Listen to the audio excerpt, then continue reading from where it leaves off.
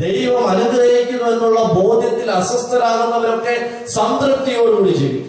നിങ്ങൾ നോക്കിയോ, വിശുദ്ധ ഗ്രന്ഥത്തിൽ മിക്ക കഥാപാത്രങ്ങളും സംതൃപ്തിയോടെ ജീവിച്ചിട്ടുണ്ടെങ്കിൽ അതിനർത്ഥം അവരെ ദൈവം അനുഗ്രഹിച്ചിട്ടുണ്ട് എന്നുള്ള ബോധ്യമായിരുന്നു. അവരെ ദൈവം അനുഗ്രഹിച്ചിട്ടുണ്ടോ എന്ന ബോധ്യമായിരുന്നു. വീണ്ടും നമ്മള് വരുന്ന കഥാപാത്രം നമ്മള് സ്നാപയോഹനാണ്, പ്രവാചകൻ. രണ്ടാമത്തെ ഏലിയ എന്നൊക്കെ പറഞ്ഞു വെക്കുന്നത് സ്നാപയോഹനാണ്. ഇവനെന്ന് പറയുന്ന വ്യക്തി പ്രവാചകനാണ്. പ്രവാചകന്മാരും സാധാരണ പറയുന്ന ഒന്നാമത് മനുഷ്യന്റെ അടികൊണ്ട് ചാകേണ്ടവന്മാരാ പ്രവാചകന്മാരെന്ന് പറയുന്നത്. കാരണം സത്യങ്ങൾ വിളിച്ചു പറയും. എപ്പോഴും സത്യങ്ങൾ വിളിച്ചു പറയുന്നവന്മാരാ പ്രവാചകന്മാര്. നമ്മള് ഇസ്രായേലിന്റെ ചരിത്രമൊക്കെ എടുത്തു നോക്കിയാൽ ഒരു പ്രവാചകനും സത്യം വിളിച്ചു പറയാതിരുന്നിട്ടില്ല. കാരണം പ്രവാചകൻ എന്ന് പറയുന്ന ടൈറ്റിൽ സ്വീകരിക്കുന്നവരൊക്കെ സത്യം വിളിച്ചു പറയുകയും സത്യത്തിന് നേരെ കണ്ണടയ്ക്കാതിരിക്കുകയും സത്യം കൊണ്ട് ലോകത്തെ ഇത്തിരി കൂടെ പ്രകാശിപ്പിക്കുകയും ചെയ്യുന്നവരാണ്. സ്നേഹമുള്ളവരെ, ക്രിസ്തുവിന് മുമ്പ് ഒരു പ്രവാചകൻ വന്നു പോകും. അവൻ പറയുന്ന കാര്യങ്ങളൊക്കെ ഇച്ചിരി കൂടെ തീഷ്ണത നിറഞ്ഞത്, തീവ്രമായിട്ടുള്ള കാര്യങ്ങളാണ് പറയുന്നത്. എല്ലാ വിധത്തിലും ക്രിസ്തുവിന്റെ ജനനം എല്ലാ വിധത്തിലും ഇൻഫ്ലുവൻസ്, സ്വാധീനം ചെലുത്തണം. ക്രിസ്തുവിന്റെ ജനനം ആട്ടിടയന്മാർക്ക് മാത്രമുള്ളതല്ല, എളിമപ്പെട്ടവർക്ക് മാത്രമുള്ളത്. സത്യങ്ങൾ വിളിച്ചു പറയുന്ന തീഷ്ണതയുള്ള ജീവിതത്തിനുമുള്ള ഒരു വലിയ അനുഗ്രഹമാണ്. നോക്കുക, ഇവിടെ യോഹന്നാൻ പറഞ്ഞ കാര്യങ്ങൾ എന്തൊക്കെയാ അവൻ പറയുന്നു. വൃക്ഷങ്ങളുടെ ചുവട്ടിൽ കോടാലി വെക്കപ്പെട്ടിരിക്കും, അനുദപിക്കുവിൻ, സുവിശേഷത്തിൽ വിശ്വസിക്കും. സ്നേഹമുള്ളവരെ, യോഹന്നാൻ പറയുന്ന കാര്യങ്ങളൊക്കെ ഇച്ചിരി തീവ്രത നിറഞ്ഞതാണ്. പെട്ടെന്ന് യോഹന്നാനാക്കാനൊന്നും പാടില്ല. കാരണം യോഹന്നാനും വായത് തന്നെ ഒരുപാട് ഒരുക്കങ്ങളുടെ വിശേഷമാണ്. ഇവർ മരുഭൂമിയിലായിരുന്നാണ് പറയുന്നത്. മരുഭൂമി എന്നൊക്കെ പറയുന്ന സാധാരണ ദൈവ അനുഭവം, അസറ്റിക് ലൈഫ് എന്നൊക്കെ പറയും.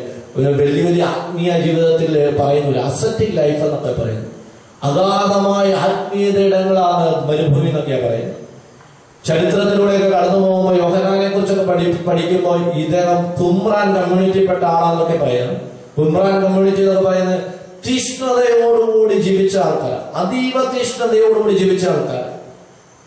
യോഹന്നാനെ കുറിച്ച് പറയുന്നത് വെട്ടുക്ലിയും കാട്ടുതേനുമായിരുന്നവന്റെ പ്രശ്നം, തോൽമാർ ധരിച്ചിരിക്കുന്നു, രോമം കൊണ്ടുള്ള കുപ്പായമൊക്കെ അണിഞ്ഞിരിക്കുന്നവർ. അപ്പൊ അത്രയും തീഷ്ണതയുള്ള ഒരു ജീവിതത്തിലുടമയായിരുന്നു. അത് തീഷ്ണതയുള്ളവരുടെ ജീവിതമൊക്കെ തീഷ്ണമായിട്ട് തന്നെ നിൽക്കും. അതുകൊണ്ടാണ് അവൻ മരിക്കുമ്പോൾ പോലും തീഷ്ണത കൈവിട്ടിട്ടില്ല. അതാണ് സത്യം. മരണത്തിന് തൊട്ടുമുമ്പ് പോലും സത്യം പറയുന്ന അതരങ്ങളുള്ളവനായിട്ട് മാറി. നമുക്ക് ഇവരുടെ ജനന പ്രകാരമായിരുന്നു നോക്കി. ഒരുപാട് ഒരുക്കത്തിൽ നിന്നാണ് ഇവരുണ്ടായത്. അതുകൊണ്ട് ഇവർ ശരിക്കും ഒരുങ്ങിയ, ഇവരുടെ ജനനം തന്നെ ഒരുങ്ങി നിന്ന ഒന്നാണ്.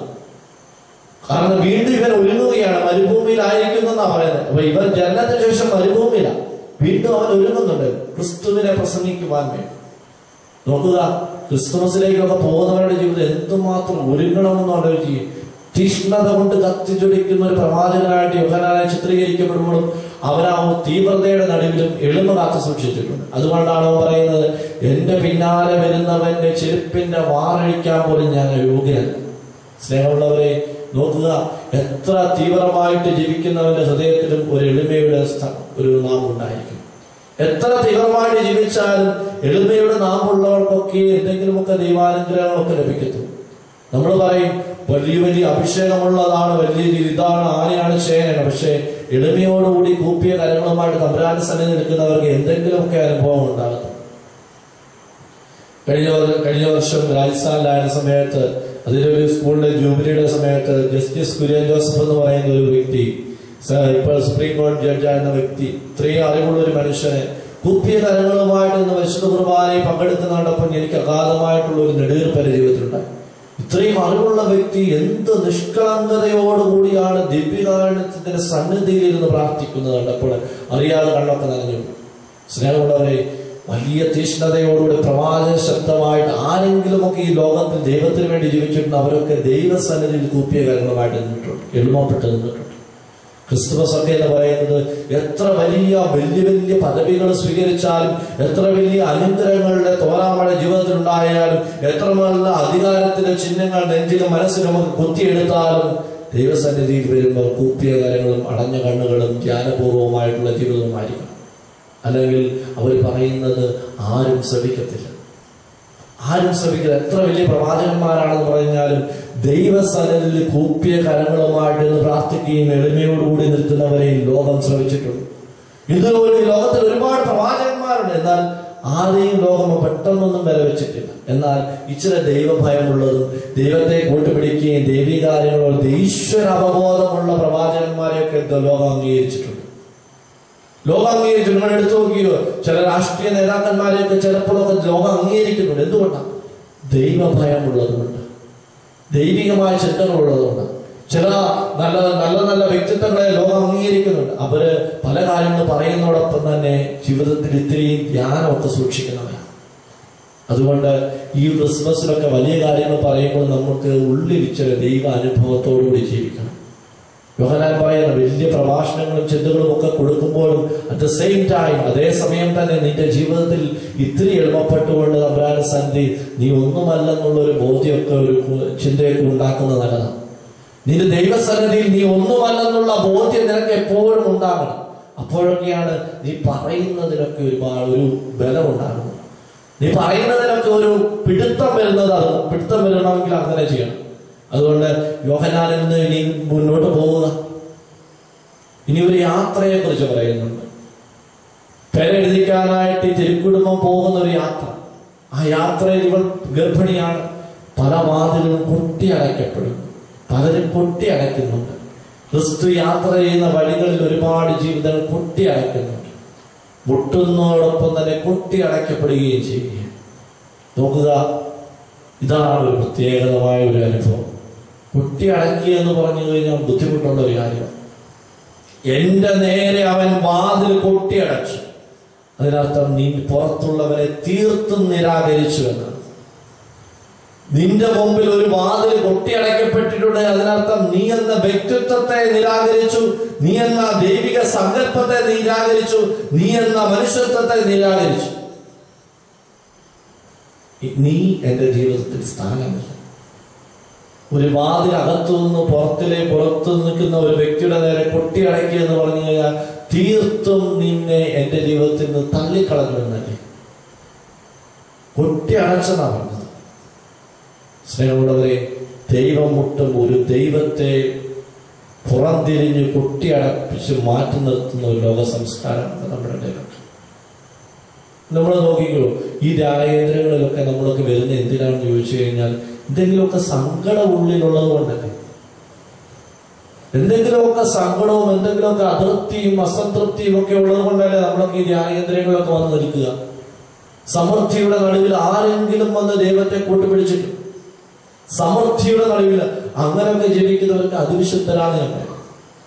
സമൃദ്ധിയുടെ തുളുമ്പ് നിൽക്കുന്ന സമൃദ്ധിയുടെ നടുവിൽ ആരെങ്കിലും ദൈവത്തെ കൂട്ടുപിടിച്ചിട്ടുണ്ടോ? ഒന്ന് ചിന്തിച്ചു നോക്കി. ആരെങ്കിലും ഈ ലോകത്തില് സമൃദ്ധിയുടെ തുളുമ്പിൽ നിൽക്കുന്ന സമൃദ്ധിയുടെ പാത്രത്തിൽ നിൽക്കുമ്പോൾ ദൈവത്തെ കൂട്ടുപിടിക്കുന്നുണ്ടോ? അവരുടെ സമയം ദൈവത്തിന് വേണ്ടി കളഞ്ഞിട്ടുണ്ടോ? എന്തെങ്കിലുമൊക്കെ മുറിവുണ്ടായത് കൊണ്ടും ഉണങ്ങാൻ പറ്റാത്ത വ്രണങ്ങൾ ജീവിതത്തിൽ ഈച്ചയാകുന്നത് കൊണ്ടുമൊക്കെയല്ലേ നമ്മൾ ഈ ദൈവസന്നിധി വന്നിരിക്കുന്നത്. അല്ലെങ്കിൽ വേറെ പണിയൊന്നുമില്ലേ നമ്മൾ ചോദിക്കും. സ്നേഹമുള്ളവരെ, ക്രിസ്തുമസ് പറയുന്നത് മറ്റൊന്നുമല്ല. നിന്റെ ദൈവത്തെ നീ കൊട്ടിയടച്ചിട്ടുണ്ട്. അകത്ത് നിൽക്കുന്നവരെ സുഭിക്ഷമായിട്ട് ജീവിക്കുന്നവരാ. നമുക്ക് ഈ സത്രത്തിൽ അവർക്ക് സ്ഥലം കിട്ടിയില്ല, പല വാതിലുകളും അവർക്കെതിരെ കൊട്ടിയടയ്ക്കപ്പെടും. ഈ വാതിലകത്ത് നിൽക്കുന്നവരൊക്കെ സുഭിക്ഷമായിട്ട് ജീവിക്കുന്നവരാ. ഒന്നുമില്ലാത്തവർ ഏറി വരുമ്പോ അവരുടെ ജീവിതത്തിൽ ചില സുഭിക്ഷതകളൊക്കെ ഇല്ലാതായി പോകുമെന്നുള്ള ചിന്തയാണ് അവന് നേരെ വാതിലുകൾ ഒട്ടിയടയ്ക്കുവാൻ പ്രേരിപ്പിക്കുക. സമൃദ്ധിയുടെ നടുവിൽ ജീവിക്കുമ്പോൾ ആരെങ്കിലും ഇത്തിരി വറ്റിന് വേണ്ടി നമ്മുടെ കുടുംബത്തിലേക്ക് ഏറി വരുമ്പോൾ കടനടയ്ക്കുന്നുണ്ട്. കാരണം ആ വറ്റ് വിളമ്പിയാൽ എന്റെ പാത്രത്തിൽ നിന്ന് പലതും നഷ്ടമാകും, എന്റെ ജീവിതത്തിൽ നിന്ന് പല നഷ്ടമാകും. പക്ഷേ ആരും ചിന്തിക്കുന്നില്ല, എന്റെ ജീവിതത്തിൽ ഇത്തിരി ഇവിടെ പുണ്യം വന്നു ചേരുക എന്ന് ചിന്തിക്കുന്നില്ല. സ്നേഹമുള്ളവരെ, കുട്ടിയടക്കലുകൾ ഒരുപാടുണ്ടായിട്ടുണ്ട് ജീവിതത്തിൽ, എന്റെയും നിങ്ങളുടെയും ജീവിതത്തിൽ. അന്നൊന്നും ഞാനും നിങ്ങളൊന്നും ചിന്തിച്ചിട്ടില്ല. കുട്ടിയടച്ചതൊക്കെ ഒരുപാട് ആഴമുള്ള മുറിവാണ് അവരെ ഏൽപ്പിച്ചത്. അവരെന്റെ നേരെ കൊട്ടിയടയ്ക്കപ്പെട്ട വാതിലുകളൊക്കെ പറയുന്ന ശബ്ദം മറ്റൊന്നുമല്ല, ആഴമുള്ള മുറിവുകളാണ് നിങ്ങൾ അവരിൽ നേരെ അടിച്ചേൽപ്പിച്ചത്. അവരെന്റെ ഹൃദയത്തിലേക്ക് നിങ്ങൾ കോറിയിട്ടത് ആഴമുള്ള മുറിവുകളായിരുന്നു. ക്രിസ്തുവിന്റെ ജീവിതത്തിലെ ക്രിസ്തുവിനെ വഹിച്ചുകൊണ്ട് വരുന്ന ആ ശരീരത്തിന് നേരെ കൊട്ടിയടപ്പിക്കപ്പെട്ട വാതിലുകൾ പറയുന്നത് മറ്റൊന്നുമല്ല, നിന്നെ എന്റെ ജീവിതത്തിൽ വേണ്ട. ഞങ്ങൾ സുഭിക്ഷരാണ്, സംതൃപ്തിയുള്ളവരാണ്, ഇനിയും അസംതൃപ്തി സൃഷ്ടിക്കരുത്. ദൈവിക അനുഗ്രഹങ്ങൾ വരുമ്പോൾ അസ്വസ്ഥരാകുവാൻ അനുവദിക്കാത്ത കുറെ ആളുകൾ കൊട്ടിയടയ്ക്കുന്നു വാതിലുകൾ. സ്നേഹമുള്ളവരെ ഓർക്കുക, നമ്മുടെ കുടുംബത്തില് നമ്മൾ എത്രമാത്രം സംതൃപ്തിയിൽ അസംതൃപ്തിയെ ജീവിച്ചാലും നിന്റെ ജീവിതത്തിൽ നീ വാതിൽ തുറന്നിടണം. കാരണം ദൈവാനുഭവങ്ങളൊക്കെ വാതിൽ തുറന്നുകളാണ് വരുന്നത്, വാതിൽ തുറന്നാണ് വരുന്നത്. അതുകൊണ്ട് പ്രാർത്ഥിക്കുക, കൊട്ടിയടക്കലുകൾ ഉണ്ടാകാതിരിക്കാൻ വേണ്ടി. വീണ്ടും നോക്കുക, ഇവൻ ജനിക്കുന്ന ഇടം പുൽക്കൂട, ആരെയും അസ്വസ്ഥരാക്കിയിട്ടില്ല. അവന്റെ ജനനം, അവന്റെ ആ ജനനം ആരെയും അസ്വസ്ഥരാക്കിയിട്ടില്ല. കൊട്ടാരങ്ങളിലെ പൂമത്തെ ജനിച്ചിരുന്നവരൊക്കെ അവരുടെ ജനനവും മരണവും ഒക്കെ എല്ലാവരും മറന്നുപോയിട്ടുണ്ട്. എന്നാൽ കാലിത്തൊഴുത്തി പറഞ്ഞവന്റെ ജനനം ഇന്നും ഓർത്തുകൊണ്ടിരിക്കുക. എന്താണ് ഇതിന്റെ പ്രത്യേകത? കൊട്ടാരങ്ങളിൽ ജനിച്ചവരൊക്കെ, ഒരുപാട് കൊട്ടാരങ്ങളിലും ഭൂമത്തയിലും ഒക്കെ ജനിച്ചവരൊക്കെ അവരെയൊക്കെ ലോകം മറന്നു. എന്നാൽ കാലിത്തൊഴുത്തിൽ പിള്ളക്കച്ചയിൽ പൊതിഞ്ഞവരെ ഇന്നും ലോകം ഓർത്തിരിക്കുന്നു. ഒരെത്തും പിടിയും കിട്ടുന്നില്ല. എന്താണ് ഇതിന്റെ പ്രത്യേകത? കാരണം അവൻ നിശബ്ദമായിട്ടും സംതൃപ്തിയോടെ പിറന്നു എന്നതാണ്. അവന്റെ, നമ്മളിപ്പോ ക്രിസ്മസില് അവൻ ജനിക്കുമ്പോൾ പള്ളിയിലാണെങ്കിൽ വെടിവെട്ടിക്കും, മണിയടിക്കും, എന്തെല്ലാം ബഹളങ്ങളാണ്. കരോളുണ്ട്, പാട്ടുണ്ട്, കൂത്തുണ്ട്. പക്ഷെ അവൻ ജനിച്ച അന്ന് ഒരു ബഹളങ്ങളും ഇല്ല. ആരെയും ശല്യപ്പെടുത്താതെ ജനിച്ചവനാണ്. എന്നാൽ അനേകരുടെ ജീവിതത്തിൽ ആത്മീയതയുടെ ശല്യം തീർത്തവനാണ് ക്രിസ്തു. അനേകരുടെ ജീവിതത്തിൽ ആത്മീയതയുടെ ശല്യം തീർത്തവനാണ് ക്രിസ്തു. സ്നേഹമുള്ളവരെ ഓർക്കുക, എന്റെ ജീവിതത്തില് ക്രിസ്തു ശല്യം ചെയ്തിട്ടുണ്ട്. അവന്റെ ജനനം ശല്യം ചെയ്തിട്ടുണ്ട്. ഒരുപാട് ആളുകൾ പലപ്പോഴും നമ്മളെ ശല്യം ചെയ്തത് സ്വരങ്ങൾ കൊണ്ടും അതുപോലെ തന്നെ പ്രവർത്തികൾ കൊണ്ടും ശല്യം ചെയ്തിട്ടുണ്ട്. എന്നാൽ ക്രിസ്തുവിന്റെ ജനനവും ജീവിതവും എന്റെ ജീവിതത്തിൽ ശല്യം ചെയ്തിട്ടുണ്ട്. അതാണ് നമ്മൾ ചിന്തിക്കേണ്ടത്. ഇവരുടെ ജനനം അനേകർ ഇന്ന് ഓർത്തിട്ടുണ്ടെങ്കിൽ അതിനർത്ഥം ആ ജനം ഒരുപാട് പേരെ അസ്വസ്ഥരാണ്. നമ്മൾ പറയുന്നുണ്ട്, വീണ്ടും നമ്മൾ മുൻപോട്ട് പോകുമ്പോൾ ഹെറോദസ് എന്ന് പറയുന്ന കഥാപാത്രത്തെ കണ്ടുമുട്ടുന്നു. ഹെറോദസ് എന്ന് പറയുന്ന കഥാപാത്രത്തെ കണ്ടുമുട്ടുമ്പോൾ അവന്റെ ജനനം ജെറുസലേമിനെയും ഹെറോദസിനെയും പിടിച്ചു കുലുക്കിയെന്നാ പറയുന്നത്. ജെറുസലേമിനെയും ഹെറോദസിനെയും പിടിച്ചു കുലുക്കിയെന്നാ പറയുന്നത്. നോക്കുക, ദൈവിക അനുഗ്രഹങ്ങളില്ലാത്ത ജീവിതത്തെയൊക്കെ ഒന്ന് പിടിച്ചു കുലുക്കും. ചിലപ്പോൾ ഈ ചില ജനനങ്ങളൊക്കെ നമ്മുടെ കുടുംബത്തിലൊക്കെ ചിലരൊക്കെ ജനിച്ചു വീഴുമ്പോൾ പറയും, എന്റെ ചിലർ നെഞ്ചത്ത് കൈ വെക്കുന്നതാണ്, ഇതും പെണ്ണായിപ്പോയല്ലോ, ദൈവമേ അസത്തുക്കൾ ജനിച്ചല്ലോ. നമ്മൾ പലപ്പോഴും കൈയും കാലമൊക്കെ വെച്ച് അസ്വസ്ഥരാണ്. അത് ആ കുഞ്ഞിന്റെ ദുഷ്ടതയല്ല, നെഞ്ചത്തടിക്കുന്നവരുടെ അന്ധകാരമാണ് അവരെ കൊണ്ട് അതൊക്കെ പറയിപ്പിക്കുക. ഇവിടെ ഹെറോദസിന്റെ അന്ധകാരമല്ലേ അവനെ കൊണ്ട് ഇതൊക്കെ പറയിപ്പിച്ചത്. പുഞ്ചിരിക്കുന്ന ഒരു കുഞ്ഞിന്റെ മുമ്പില് ആരൊക്കെ നിന്നാലും, എത്ര കഠിന ഹൃദയം നിന്നാലും ഒന്ന് ചിരിച്ചു പോകും. നമുക്കറിയാം, ജനിച്ചു വീഴുന്ന കുഞ്ഞിന്റെ മുഖം കാണുമ്പോൾ എത്ര കഠിന ഹൃദയരാണെന്ന് ഒന്ന് ചിരിച്ചു പോകും. അല്ലെങ്കിൽ അത്രയും കഠിന ഹൃദയരായിരിക്കണം. അത്രയും അന്ധകാരം ജീവിതത്തിനുള്ളിൽ സൂക്ഷിക്കുന്നവർക്കൊക്കെ ഇത്രയും കൂടെ അസ്വസ്ഥതയോടുകൂടി നിൽക്കാൻ പറ്റത്തുള്ളൂ പുഞ്ചിരിക്കുന്ന കുഞ്ഞിന്റെ മുമ്പിൽ. അതുകൊണ്ട് ഒന്ന് ഓർക്കണം, ഈ ഹെറോദസിനെ പോലെ പലരും നമ്മളായി പോകാറുണ്ട്.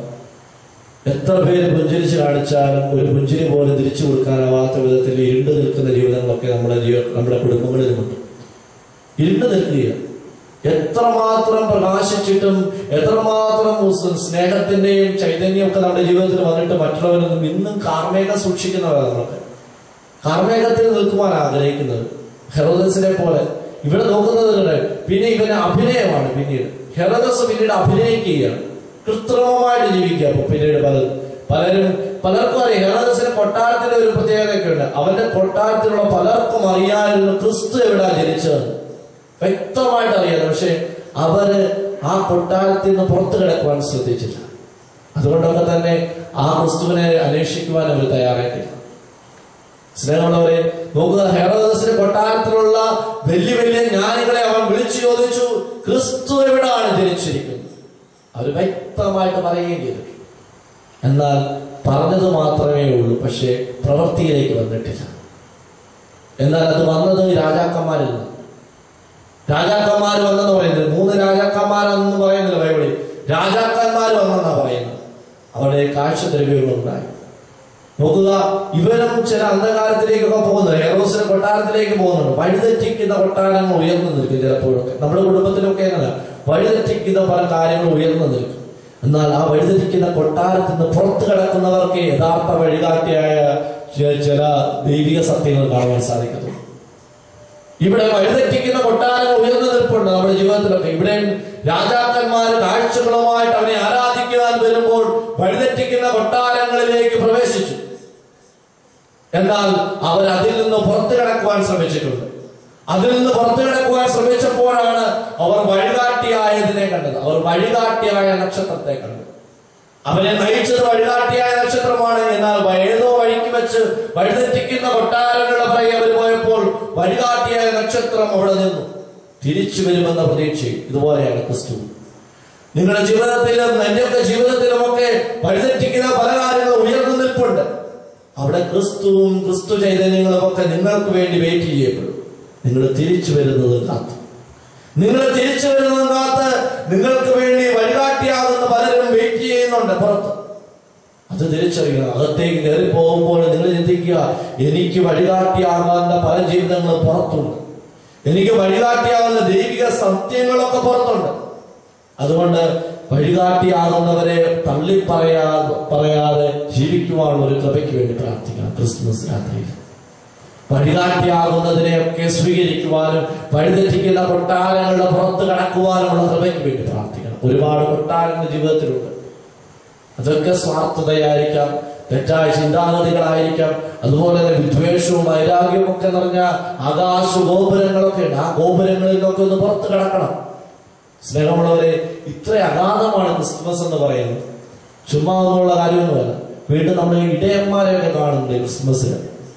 ഇവരെന്ന് പറയുന്ന ഉറക്കമൊളിച്ചിരിക്കുക, ഉറങ്ങാതിരിക്കുന്നവരാണ് ഇടയന്മാരെന്ന് പറയുക. കാരണം ജീവൻ കൊടുത്തും ആടുകളെ സംരക്ഷിക്കുന്ന ഒരു ഉത്തരവാദിത്തം അവരിൽ ഉറങ്ങാതെ നിൽപ്പുണ്ട്. അതുകൊണ്ട് അവർ ഉറക്കമില്ലാതെ നിൽക്കുക. ദൈവം ഏൽപ്പിച്ച ഉത്തരവാദിത്തത്തെ ഭംഗിയായിട്ട് നിർവഹിക്കുന്നവരുടെ ജീവിതത്തിൽ ദൈവിക സത്യങ്ങൾ കാണുവാനുള്ള അവസരങ്ങൾ ഉണ്ടാകും. ഇടയന്മാർ പറയുന്നത് മറ്റൊന്നുമല്ല, ദൈവം അവരെ ഏൽപ്പിച്ച ഒരു ഉത്തരവാദിത്വമുണ്ട്. ഇടയന്മാരെ ഏൽപ്പിച്ച ഒരു ഉത്തരവാദിത്വമുണ്ട്. തങ്ങൾക്ക് ലഭിച്ചിരിക്കുന്ന ആടുകളെ ജീവന തുല്യം സ്നേഹിക്കുക, ജീവൻ ഹോമിച്ചും അവയെ സംരക്ഷിക്കുക, പ്രൊട്ടക്ട് ചെയ്യുക എന്നത്. അതുകൊണ്ടൊക്കെ തന്നെ അവർ ഉറങ്ങാതിരുന്ന് പ്രൊട്ടക്ട് ചെയ്യുകയാണ് ഈ ആടുകളെ. അതുകൊണ്ട് എന്ത് പറ്റി? ദൂതന്മാർ വന്ന് ദൈവിക സത്യങ്ങൾ ആദ്യം ഇവർക്കാണ് പറഞ്ഞു കൊടുക്കുന്നത്. ഉറങ്ങാതെ ഉത്തരവാദിത്വം സൂക്ഷിച്ചപ്പോൾ അവർക്ക് കൊടുത്തത് ഉണരുന്ന സത്യങ്ങൾ, എന്നും ഉറക്കമൊളിച്ച് കാണുവാനുള്ള വലിയ ഉയിര് കൊടുക്കുന്ന സത്യങ്ങളാണ് ബേത്ലഹേമിലേക്ക് അവരെ നയിച്ചത്. സ്നേഹമുള്ളവരെ, ക്രിസ്തുമസ് എന്ന് പറയുന്നത് ഈ ഇടയന്മാരുടെ ഒരു ചൈതന്യം കൂടെ ഉണ്ടാകും. നമ്മുടെ ജീവിതത്തിൽ ദൈവം തന്നിരിക്കുന്ന ഉത്തരവാദിത്തങ്ങളെ ഉണർവോടെ നോക്കണം. അങ്ങനെ നോക്കുന്നവരുടെ ജീവിതത്തിലെ ദൈവികമായ കാര്യങ്ങൾ കാണുവാനുള്ള വെട്ടം ലഭിക്കത്തുള്ളൂ. ദൈവികമായ മഹത്വം കാണുവാനുള്ള വെട്ടം ലഭിക്കത്തുള്ളൂ. ഇവിടെ നോക്കുക, മാലാഖമാര് പാടുന്ന ഒരു സന്ദേശമുണ്ട്. അത്യുന്നതങ്ങളിൽ ദൈവത്തിന് മഹത്വം, ഭൂമിയിൽ സന്മനസ്സുള്ളവർക്ക് സമാധാനം. ഭൂമിയിൽ സന്മനസ്സുള്ളവർക്ക് സമാധാനം. ഇന്ന് നമ്മുടെ അസ്വസ്ഥമായ, ഞാൻ പറഞ്ഞു നമ്മളൊക്കെ അസ്വസ്ഥരാണെന്നും ഭ്രാന്ത് പിടിച്ച് ടെൻഷൻ അടിച്ചാണ്. എന്തുകൊണ്ടാണ്? ദൈവത്തിന് മഹത്വം കൊടുക്കുന്നില്ല. ദൈവത്തിന് മഹത്വം കൊടുക്കുന്നവർക്കാണ് സമാധാനം എന്നാണ് പറയുന്നത്. ദൈവത്തിന് മഹത്വം കൊടുക്കുന്നവർക്കൊക്കെ സമാധാനമാണ്. നിന്റെ ജീവിതത്തിൽ ഇന്ന് സമാധാനമില്ലെങ്കിൽ ദൈവത്തിനൊക്കെ മഹത്വം കൊടുക്കാതെ വേറെ പല മഹത്വങ്ങളുടെ മഹത്വമണിഞ്ഞ് ജീവിച്ചത് കൊണ്ടൊക്കെ. സ്നേഹമുള്ളവരെ, ഇവിടെ ഇവർ ചെയ്തത്, ഇവരെ ഏൽപ്പിച്ച ഉത്തരവാദിത്തങ്ങൾ പൂർണ്ണതയോടുകൂടി ജീവന തുല്യം കാത്തുസൂക്ഷിച്ചപ്പോൾ എന്ത് പറ്റി? ദൈവമഹത്വം അവരുടെ ഉള്ളിൽ പ്രകാശിച്ചു. അതുകൊണ്ടൊക്കെ തന്നെ അവർക്ക് ആദ്യമേ പോയി ആരാധിക്കുവാൻ സാധിച്ചു. ആദ്യമേ ഇടയന്മാരാണ് ആദ്യമേ വന്ന് ആരാധിച്ചെന്ന് പറയുക. വീണ്ടും രാജാക്കന്മാരുടെ കാഴ്ചകളുടെ കഥയുണ്ട്. ഇവര് പറയുന്നത് പൊന്നും മീറയും കുന്തിരിക്കവും കാഴ്ച, എന്തെങ്കിലുമൊക്കെ വേണ്ടേ? നാളിതുവരെ ആയില്ലേ നമ്മുടെ ജീവിതം ഇങ്ങനെ പോയിട്ട് ഓടി ഓടി ഓടി എന്തെങ്കിലും തമ്പുരാന് കാഴ്ചവെക്കാൻ വേണ്ടേ? എന്തെങ്കിലുമൊക്കെ വേണം. ഇത്തിരിയൊക്കെ നന്മകൾ, ഇത്തിരിയൊക്കെ സ്നേഹവും ഇത്തിരിയൊക്കെ സമാധാനവും നമ്മൾ അനുഭവിച്ച കാര്യങ്ങളായിരിക്കും കാഴ്ചവെക്കുന്നത്. നോക്കുക, ജ്ഞാനികൾ എന്നാണ് വിശുദ്ധ ഗ്രന്ഥത്തിൽ പറയുന്നത്. ജ്ഞാനികൾ എന്ന് പറയുന്നത് എപ്പോഴും ചിന്തിക്കുന്നവരാണ്. ഇവര് നോക്കുക, ഈ ദൈവികമായ ചിന്തകൾ വന്നപ്പോൾ അവരുടെ ഭൗതികമായ ചിന്തയെ മാറ്റിവെച്ചുകൊണ്ടാണ് അവർ ആരാധിക്കാൻ വരുന്നത്. നമ്മൾ ബുദ്ധിമാന്മാരാണെന്ന് നടിക്കുന്നവരുണ്ട്, വലിയ തത്വജ്ഞാനികളുണ്ട്, അല്ലെങ്കിൽ വലിയ വലിയ അറിവ് നേടിയവരുണ്ട്. ദൈവസന്നിധി നിൽക്കുമ്പോൾ ഇതൊന്നും പാടില്ല.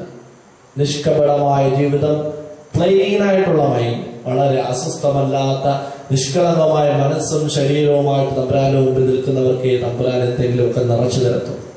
ഇവിടെ ഈ ജ്ഞാനികളാന്ന് പറഞ്ഞിട്ട് പോലും അവർ ആ വലിയ ഭൗതികമായ ചിന്താഗതികളെ മാറ്റിവെച്ചപ്പോഴാണ് അവരെ ആരാധിക്കുവാൻ അവർക്ക് സാധിച്ചത്. അതുകൊണ്ട് സ്നേഹമുള്ളവരെ, ക്രിസ്തുമസ് നൽകുന്ന സന്ദേശം ഒരുപാടുണ്ട്. ഇങ്ങനെ ഓരോ കാര്യങ്ങൾ പറഞ്ഞു പോയി കഴിഞ്ഞാൽ ഒരുപാട് പറയുവാൻ ക്രിസ്മസിനെ കുറിച്ച്. അതുകൊണ്ട് ഒന്ന് ആലോചിക്കുക, എന്റെ ജീവിതത്തിൽ ഞാൻ ഏത് കഥാപാത്രമായിട്ടാണ് ഒരുങ്ങി നിൽക്കുന്നത്? ക്രിസ്തുവിനെ സ്വീകരിക്കുവാൻ ഏത് കഥാപാത്രമായിട്ട് ഒരുങ്ങി നിൽക്കുന്നത്? അതുകൊണ്ട് ഈ നിമിഷം പ്രാർത്ഥിക്കുക. വലിയ ലക്ഷ്യം, ഈ രാജാക്കന്മാരെ കുറിച്ചൊക്കെ പറയുന്ന മനോഹരമായ ഒരു കാര്യമുണ്ട്. വലിയ ലക്ഷ്യങ്ങൾക്ക് വേണ്ടി പോകുന്നവർ ചെറിയ ലക്ഷ്യങ്ങളെ ഗവനിക്കാറില്ല. വലിയ ലക്ഷ്യങ്ങൾക്ക് വേണ്ടി പോകുന്നവർക്ക് വഴിതെറ്റാൻ ഇടയില്ല. ഇവിടെ നോക്കുക, വലിയ ലക്ഷ്യത്തിന്റെ പുറകെയാണ് രാജാക്കന്മാര് പോകുന്നത്. അവർക്ക് വഴികാട്ടിയായവരെ ദൈവം നൽകും. വലിയ ലക്ഷ്യങ്ങളുടെ പുറകെ പോകുന്നവർക്ക്, ദൈവമെന്ന വലിയ ലക്ഷ്യത്തെ കൂട്ടിപ്പിടിക്കുന്നവർക്ക് ദൈവം തന്നെ വഴികാട്ടിയായിട്ട് മാറുമെന്ന് മനസ്സിലാക്കുക. വലിയ ലക്ഷ്യങ്ങൾ ജീവിതത്തിൽ, ക്രിസ്തുവാണ് എന്റെ വലിയ ലക്ഷ്യമെന്ന് പറഞ്ഞ് പോകുന്നവരുടെ ജീവിതത്തിൽ ദൈവം വഴികാട്ടിയായിട്ട് മാറും.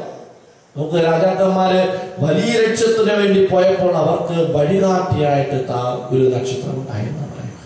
സ്നേഹമുള്ളവരെ, എന്തെങ്കിലുമൊക്കെയാണ് ഈ ക്രിസ്തുമസിന് പുൽക്കൂട്ടിൽ വെക്കുന്ന കളിമൺ പ്രതിമകളെ പോലെ ആയിട്ട് മാറാതെ, മറിച്ച് ഈ പുൽക്കൂട്ടിലിരിക്കുന്ന ഓരോ കഥാപാത്രങ്ങൾക്കും ഏതെങ്കിലുമൊക്കെ വിധത്തിൽ എന്റെ ജീവിതത്തെ സ്വാധീനിച്ചിട്ടുണ്ട്. ഏതെങ്കിലുമൊക്കെ ജീവിതത്തിൽ എന്നെ സ്വാധീനിച്ചിട്ടുണ്ടോ എന്ന് ചിന്തിക്കണം. കാരണം ഓരോ കഥാപാത്രങ്ങളും ക്രിസ്തു എന്ന ജനത്തിലേക്ക് ഒരുങ്ങി നിൽക്കുന്നവർ. ഓരോ കഥാപാത്രങ്ങളും ക്രിസ്തു എന്ന ജനനത്തിലേക്ക് ഒരുങ്ങി നിൽക്കുന്നവർ. ഇത് എന്തെങ്കിലുമൊക്കെ ഒന്ന് ഒരുങ്ങട്ടെ, എന്തെങ്കിലുമൊക്കെ. നോമ്പും ഉപവാസവും പ്രാർത്ഥനയോട് നമ്മളൊരുങ്ങുന്ന കൂട്ടത്തിൽ ഓരോ കഥാപാത്രങ്ങളെയൊക്കെ ഒന്ന് ധ്യാനിക്കുക. ഓരോ കഥാപാത്രങ്ങളും. കാരണം എല്ലാ കഥാപാത്രങ്ങളും ഒരുങ്ങി നിൽക്കുന്ന പുൽക്കൂടിന്റെ മുമ്പിലേക്കാണ്. എല്ലാ കഥാപാത്രങ്ങളും ഒരുങ്ങി നിൽക്കുന്ന ക്രിസ്തു എന്ന ഉണ്ണീശോ എന്ന പുഞ്ചിരിയുടെ മനസ്സിലേക്ക്, പുഞ്ചിരി എന്ന് പറഞ്ഞ മനസ്സിലേക്ക്. അതുകൊണ്ട് എവിടെയെങ്കിലുമൊക്കെ നമ്മുടെ ജീവിതത്തില് ഈ ഒരു പുഞ്ചിരി കാണണമെങ്കിൽ എങ്ങനെയെങ്കിലുമൊക്കെ ഒന്ന് ഒരുങ്ങി വരണം. എങ്ങനെയെങ്കിലുമൊക്കെ ഒരുങ്ങി വരണം ജീവിതത്തിൽ. കാരണം ഇതൊക്കെ ഒരുക്കപ്പെടേണ്ട നാളുകളാണ്. ഈ ഒരു കാലഘട്ടത്തിൽ ഒരുപാട് ധ്യാനവും പ്രാർത്ഥനയൊക്കെ ചൊല്ലുമ്പോഴും പ്രാർത്ഥിക്കുമ്പോഴും ചിന്തിക്കുമ്പോഴും ഒക്കെ ഏതെങ്കിലും ഒരു കഥാപാത്രത്തിന്റെ മനോഭാവത്തിലേക്ക് എനിക്ക് വളരുവാൻ സാധിക്കും. ഏതെങ്കിലും ഒരു കഥാപാത്രം, ഇടയന്മാരായിരിക്കാം, രാജാക്കന്മാരായിരിക്കും, ക്രിസ്തുവിനെ കണ്ടവരുടെയൊക്കെ ഉള്ളിൽ നന്മയുണ്ട്. ഹെറോദസിന്റെ മനസ്സിൽ അന്ധകാരമായിരുന്നു, അതുകൊണ്ട് അവൻ ക്രിസ്തുവിനെ കണ്ടില്ല. അതുകൊണ്ടൊക്കെ അവൻ ചെയ്യുന്നതെല്ലാം ക്രൂരപ്രവർത്തികളാണ്. കുഞ്ഞുങ്ങളെ കൊല്ലുന്നു, പാതിരായിക്ക് വന്ന് 2 മതി താഴെയുള്ള കുഞ്ഞുങ്ങളെ കൊല്ലുന്നു. വളരെ ദുഷ്ടകരമായ കാര്യങ്ങളാണ്. ക്രിസ്തുവിനെ കാണാത്ത കണ്ണും ഹൃദയമൊക്കെ ദുഷിച്ച കാര്യങ്ങളാണ്. അത് ഉറപ്പുള്ള കാര്യം. അതുകൊണ്ട് ഒരുങ്ങാൻ വേണ്ടി പ്രാർത്ഥിക്കുക. ക്രിസ്തുമസ് ഒരു പുഞ്ചിരിയുടെ പെരുന്നാളാണ്.